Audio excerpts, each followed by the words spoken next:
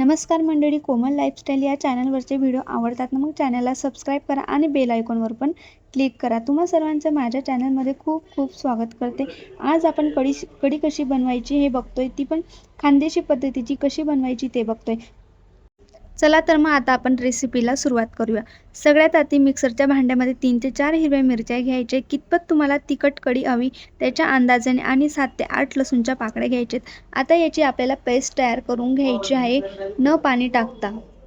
तर माझ्याकडे ताक नसताना मी दहीची कढी बनवणार आहे, म्हणजे दहीचा आपण ताक बनवू शकतो। त्यासाठी मी इकडे 2 कप दही घेतलेला आहे आणि त्याचंच मी आता ताक करणार आहे। दहीची कढी पण एकदम टेस्टी लागते, तुम्ही एकदा नक्की ट्राय करा। त्यानंतर मी इकडे दही जे आहे ते छान असं थोडं पाणी टाकून घुसळून घेते आणि आता आपण पुढची प्रोसेस करूया। आता इथं माझी पेस्ट जी आहे ती रेडी झालेली आहे। न पाणी टाकता मी पेस्ट करून घेतलेली होती लसूण आणि मिरचीची, त्यामध्ये आपण आता त्यात टाकून घेतलेला आहे। यामध्ये 1 मोठा चमचा जे आहे आपल्याला बेसन पीठ ॲड करायचं आहे आणि 1 चमचा ज्वारीचं पीठ। ज्वारीच्या पिठामुळे छान अशी ऑथेंटिक टेस्ट लागते।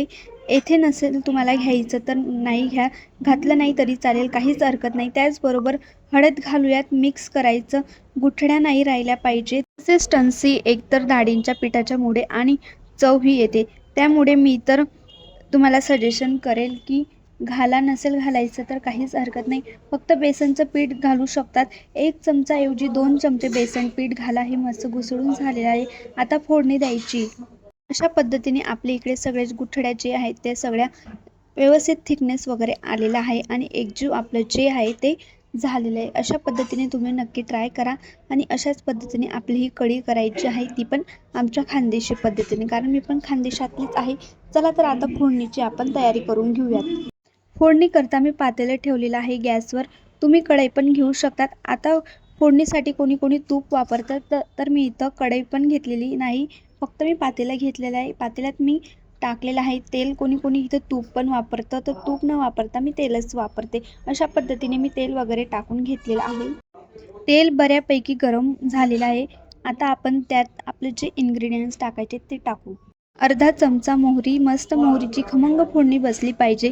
मोहरी तडतडली की पुढची प्रोसेस करायची। यामध्ये जिरं पण घालूयात, कढीपत्ता, हिंग, तुम्ही या मेथीदाणे पण घालू शकतात, लवंग पण घालू शकतात आणि दगडफूल पण टाकू शकतात। चव त्याने खूप छान येते आणि कढीपत्ता टाकलं तर अजून खूप टेस्टी लागतं। मी कढीपत्ता वगैरे ॲड केलेला आहे आणि तसंच लगेच सोबतच हिंग टाकलं।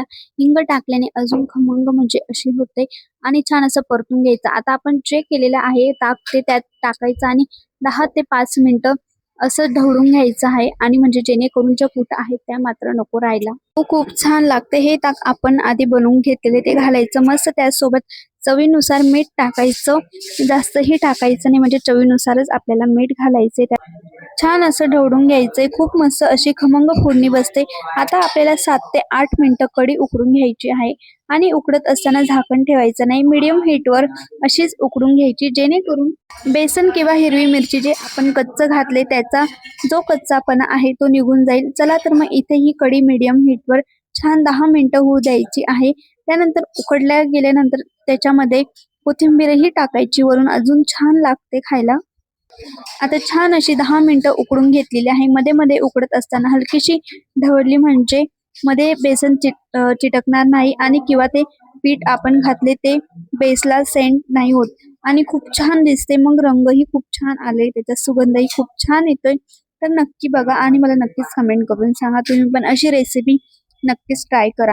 आणि म्हणजे कढी फुलके असले किंवा मग खिचडी सोबत असू द्या, कढी तर मस्ट असते। चला भेटूया पुढच्या व्हिडिओमध्ये। जर तुम्ही चॅनलवर नवीन असाल तर प्लीज सबस्क्राईब करा आणि व्हिडिओ बघा। चला बाय।